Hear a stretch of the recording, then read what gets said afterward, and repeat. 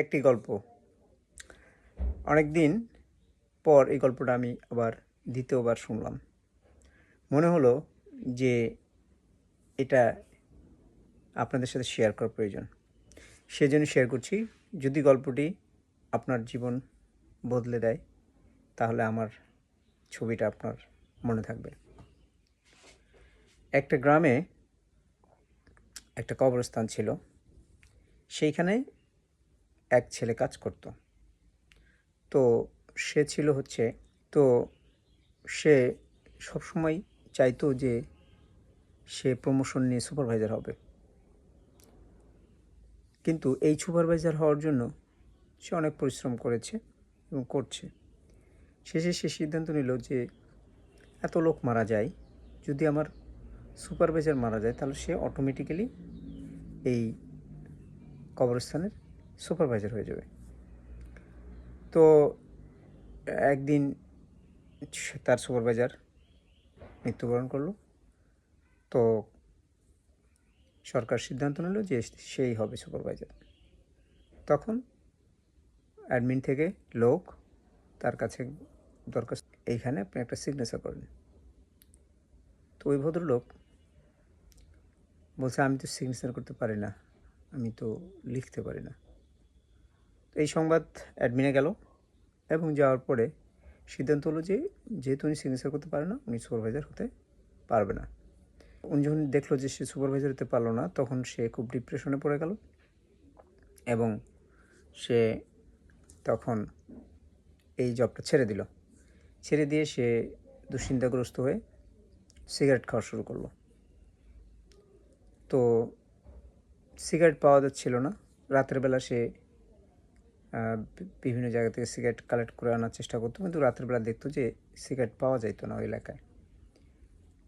তো সে অনেক দূর থেকে সিগারেট নিয়ে আসতো এবং সে বুঝতে পারলো যে এই জায়গায় যেহেতু সিগারেটের অভাব, রাত্রেবেলা সিগারেট পাওয়া যায় না, তো আমি না কেন সিগারেটের ব্যবসা করি। তো সে দিনের বেলা ডিলারদের কাছ থেকে সিগারেট নিয়ে এসে রাতের বেলা সিগারেট নিয়ে বসতো। তো প্রথম একজন দুজন কাস্টমার আসতো। আস্তে আস্তে লোকজন জানাজানি হলো যে এইখানে রাতের বেলা সিগারেট পাওয়া যায়। তো আস্তে আস্তে তার কাস্টমার বাড়া শুরু হলো। তো একটা সময় কাস্টমার এত বাড়লো যে তার অনেক অ্যাসেট হলো, অনেকগুলো দোকান হলো, শহরের বিভিন্ন জায়গায় জায়গায় সে রাতে সিগারেট বিক্রি করা শুরু করলো। এবং একটা সময় পাশের জেলাতে, পাশের এরিয়াতে সে সিগারেটের দোকান দেওয়া শুরু করলো বা এরকম ব্যবসা শুরু করলো। একটা সময় সে বড় ব্যবসায়ী হয়ে গেল। তো বড় ব্যবসায়ী যখন হলো, তখন একদিন ওই শহরের বড় ব্যাংক ম্যানেজার তার কাছে এলো যে, স্যার আপনি তো আমাদের এলাকার সবচেয়ে বড় ব্যবসায়ী, তো আমাদের ব্যাংকে আপনি একটা অ্যাকাউন্ট খুলেন। তো ঠিক আছে। তো অ্যাকাউন্ট খোলার জন্য কী করতে হবে? বললো যে আমাদের ফর্ম আছে, ফর্মে আপনি একটা সাইন করে দিন। তখন সে বললো, আমি তো সাইন করতে পারি না। তখন বললো যে আপনি সাইন করতে পারেন না, আপনি এত বড় ব্যবসায়ী কীভাবে হলেন?